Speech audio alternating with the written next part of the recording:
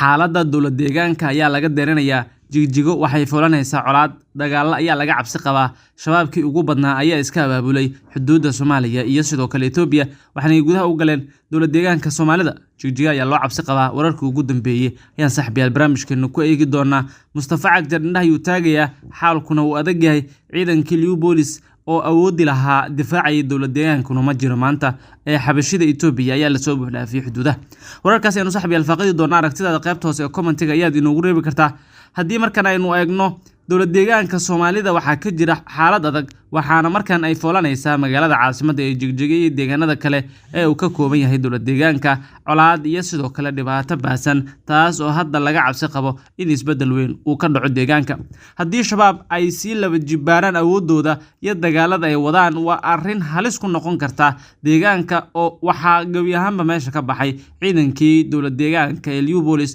waxaana qorshuhu hadda yahay in xabashidu ay la dagaalamaan warar hoose ayaa sheegaya in shabaabkii ugu badnaa ay gudaha u sii galayaan deegaano ka tirsan dowlad deegaanka Soomaalidu laakiin ma jirto xogo kale oo intaas dhaafsiisan dagaal ayaa laga cabsi qabaa waana xasuusanaa dhamaadkii sanadkii hore in sidan oo kale shabaab ay gudaha u galeen oo ay dad badan iyo ciidamo ku xasuuqeen gudaha dowlad deegaanka Soomaalida ilaa ciidamo Itoobiyana ay gurmad soo siiyaan balse ciidamada Liu Police ayaa shabaabkii markaas jab gaarsiiyay oo ilaa Hiiraan soo eryanayay kadibna waxa la sheegay in hadda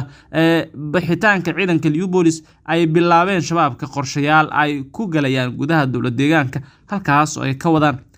dadaaladii ugu dambeeyay oo ay markaa rabaan in weeraro kale ay kaga geystaan deegaano iyo degmooyin ka tirsan dowlad deegaanka Cagjar xaalka ku xun indhuhu taagaya sheekadu sooma fududa haddiise ay u fududaato waxa leeyahay way ku adkaan doontaa oo waxay noqon doontaa mid halis weyn ku ah ammaankiisa iyo guud ahaan xasiloonidiisa waana arrin kale oo meesha ka saaraysa qorshooyinkii ugu dambeeyay ee xaaladaha bini'aadanimo ee ka jira qaybo kamid ah dowlad deegaanka Soomaalida waxaan u soo laaban doonaa wararkan Ukraine ayaanu eegeynaa markane toddobaadkii 63aad ayaa dagaalku u galay Ukraine waxay sheegteen ciidamadeeda hubeysan ay jebiyeen horu socodka saameynta leh ee Ruushka uu ka sameeyo waqooyi galbeed ee Bakhmut ciidamada magaalada Moscow waxa ay isku diyaariyeen in ay qabsadaan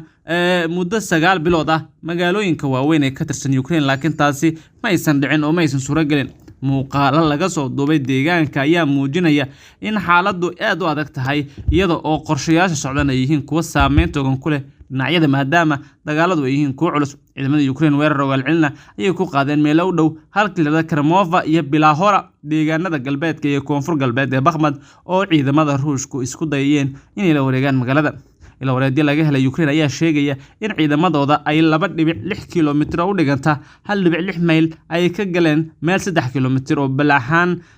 u jirta oo ay burburiyeen shirkadihii 6aad iyo 8aad ee guutada 17aad ee qoryaha gaarka ee Ruushka Yevgeny Prigozhin oo ah maalgeliyaha weyn ee kooxda Wagner ee caloosho shaqaystayaasha ah ayaa hormuud u ahaa weerarka magaalada sida ay muuqatay mid xaqiijinayo dib u gurashada Ruushka iyaga ayaa sheegay 9 Maajo waxa uu sheegay in cutub ka tirsan Ruushka ay ka tageen meel u dhow Bakhmut sababtoo ah nacasnimo ayay ku ahayd taliyaashooda inay dib u gurtaan Wagner iyo Ruushka ayaa markan ka dhex tafanaysa sheekada iyaga ayaan isdaleecinaya maanta wax walba waa la sameynayaa ama way suuragal in la sameeyo si safka hore uu u burburo maanta mid ka mid ah cutubyadii wasaaradda gaashaandhigga ayaa ka cararay garabyada waaweyn iyaga oo ka tagay booskoodii qof kasta wuu cararay ayuu yiri ninkan hogaamiyaha Wagner waxay ahayd dib u dhac naadir ah oo soo wajahday ciidamada Ruushka kuwaasi oo 5 May u dhaqaaqay dhanka Kramova 2 maalmood kadib waxay mar kale ku soo dhaqaaqeen meel 15 kiiloomitir oo 9 meel u dhiganta waqooyi ka xigta Bakhmut ciidamada Ruushka ayaa daraasiin weeraraha ka fuliyay magaalooyin waaweyn oo ay Bakhmut ku jirto iyo sidoo kale Moscow xisaabta ayay ku darsatay in ay ku hormariyeen dhowr xaafadood oo magaalada ah difaacayaasha Ukraine ayaa iyagu ku jira beer sii yaraanaysa oo ku taala xaafadaha galbeedka ee Bakhmut waana ay difaacayaan magaalada Bakhmut waa dagaalkii ugu dhiig badnaa ama Bakhmut waxa ka dhacay dagaalkii ugu dhiig daadinta badnaa ee Ukraine labada dhinacyahana isku dagaalay waa 9 bilood ee ay jirtay dawladda waxay Ruushku ku kacday ilaa 100,000 oo dhaawac ah afayeenka ciidamada bariga Ukraine ayaa sidaas qiyaas ahaan warbaahintu la wadaagay generaalada ugu sareeya Ruushka ayaa u muuqda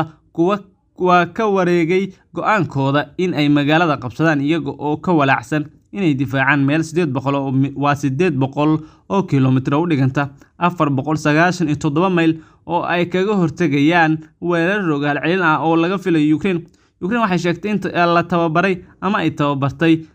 qalab ciidamo u difaacaya 12 guuto oo ciidamadooda ah. Brokshin waxa uu ku hanjabay in uu ciidamadiisa kala soo bixi doono halkan isagoo oo ka cawday in wasaaradda gaashaandhigga Ruushka ay gaajaysay ragiisa madaafiicda taas oo ay ku nafwaayeen weeraro. 5 Maajo ninkan hogaamiyaha waxa uu fariin furan u diray madaxda difaaca Ruushka in uu ragiisa kala baxayo Bakhmut. May 10keeda 2023 waxaa nagu waajiba in xeelka deegaanka Bakhmut u wareejino cutubyo ka tirsan wasaaradda gaashaandhigga oo aanu la baxno haraadiga Wagner xeryaha waaweyn ay ku jiraan zaadka si aan u leefno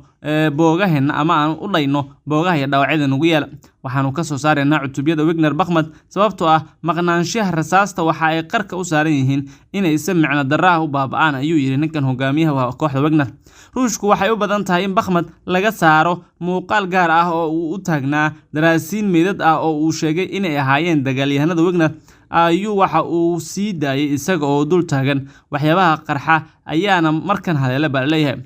Cara ayaa ka muuqata hogaamiyaha mid muuqata iyo mid qarsoonba waa laga dareemayay waxaana ay soo jeedinaysaa in wasaaradda gaashaandhigga Ruushka ay u badan tahay in ay ka takhalusto Bakhmut oo ay u bedeshay diiradda howlgelinta meelo kale oo masraxa ah siyaabo si dhab ah u wiiqi kara awoodda Wagner ee ah in uu si wax ku ool u shaqeeyo ayuu qoray macadka daraasaadka dagaalka ee fadhigiisa Washington. Taliyaha difaaca Ruushka Sergei Zhenga ayaa u sheegay Colonel General Azamovkov oo mas'uulka saadka si gaar ah in loo xakameeyo arrimaha saadka ciidamada ee joogtada ah iyo kuwa lahanka ah ee goobaha howlgalka gaarka ah ee militariga oo wata dhammaan hubka lagama maarmaanka ah iyo qalabka militariga ayuu yiri hoggaanka wasaaradda gaashaandhigga ee wadankan.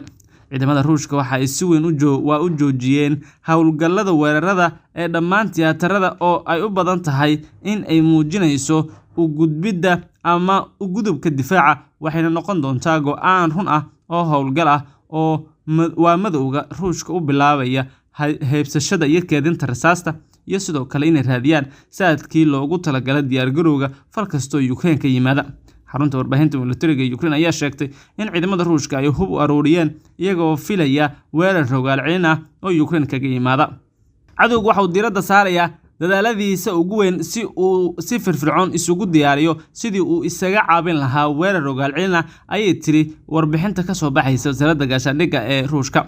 6 Maajo hogaamiyaha ciidamada ayaa waxa uu ka codsaday wasaaradda gaashaandhigga Ruushka inay ku fududeeyaan ragiisa waajibaadkooda meelo kala duwan oo dhanka hore ah si ay ula wareegaan boosaska Wagner ee Bakhmut.